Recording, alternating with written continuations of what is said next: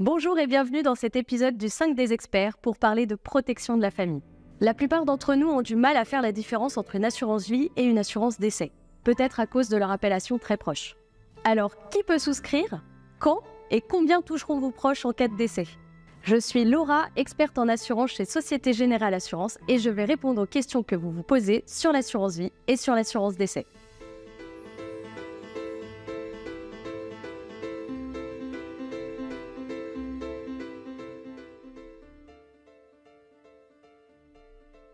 On commence tout de suite avec la question de Brice. Mes proches sont-ils protégés de la même façon avec les deux solutions? Les deux solutions permettent bien de verser de l'argent aux bénéficiaires que vous avez désignés si vous décédez. Mais l'approche est différente et elles ne répondent pas aux mêmes besoins. L'assurance décès est un contrat d'assurance. Il consiste à verser un capital aux bénéficiaires en cas de décès ou à l'assuré en cas de perte totale et irréversible d'autonomie, et ce, moyennant le paiement de cotisations d'assurance. Et c'est vous qui choisissez le montant de ce capital au moment de l'adhésion, un montant que vous pourrez modifier ultérieurement. De son côté, l'assurance vie est un produit d'épargne. C'est un contrat sur lequel vous effectuez des versements afin de vous constituer un capital pour réaliser vos différents projets. Et si vous décédez, le capital que vous aurez constitué sera transmis aux bénéficiaires que vous avez désignés. Faut-il être en bonne santé pour souscrire ? En règle générale, pour la souscription d'un contrat d'assurance vie, vous n'aurez pas de questionnaire de santé à remplir. En revanche, pour souscrire une assurance décès, vous aurez généralement à en remplir un. Et si votre état de santé ou certains de vos loisirs présentent un risque, l'assureur peut être amené à augmenter votre cotisation, mais aussi à exclure certains de ces risques, voire dans certains cas, à refuser de vous assurer. Quand faut-il s'assurer? Concernant l'assurance décès, en général, ce sont les événements de la vie qui motivent sa souscription. Par exemple, lorsque vous vous installez en couple ou à l'arrivée d'un enfant.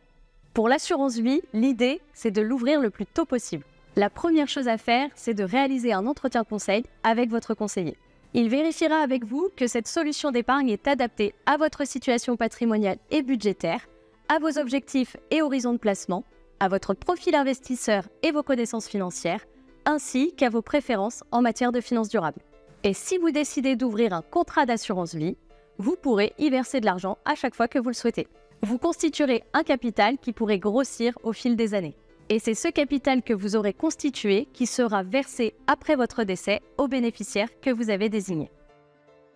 Combien ma famille touchera-t-elle en cas de décès? Lorsque vous souscrivez une assurance décès, vous déterminez le montant du capital et des cotisations avec votre conseiller. La limite d'âge pour bénéficier des garanties peut varier d'une assurance à l'autre. Pour l'assurance vie, vos versements constituent un capital. Les bénéficiaires désignés au contrat toucheront ce capital le jour de votre décès. Bien entendu, ce capital pourra évoluer à la hausse comme à la baisse en fonction des supports d'investissement que vous aurez choisis, de l'évolution des marchés financiers et des frais appliqués sur votre contrat. L'argent versé reste-t-il disponible ?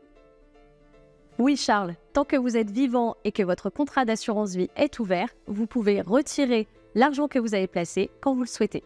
Il est juste préférable d'attendre 8 ans pour le faire pour profiter pleinement des avantages fiscaux. Et si le contrat a été accepté par le ou les bénéficiaires, un rachat ne peut être effectué par le souscripteur qu'avec l'accord du ou des bénéficiaires acceptants. En revanche, l'assurance décès n'étant pas un produit d'épargne, vous ne pourrez pas faire de retrait puisque vous n'avez pas constitué de capital. Vous cotisez simplement à cette assurance pour vous couvrir d'un risque, celui de votre décès prématuré ou de votre perte totale et irréversible d'autonomie. Quels sont les inconvénients de ces assurances? L'inconvénient de l'assurance vie, c'est qu'elle n'offre pas de garantie de performance de ses placements.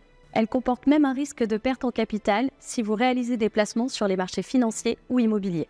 Toutefois, Clara, vous pouvez souscrire une garantie plancher.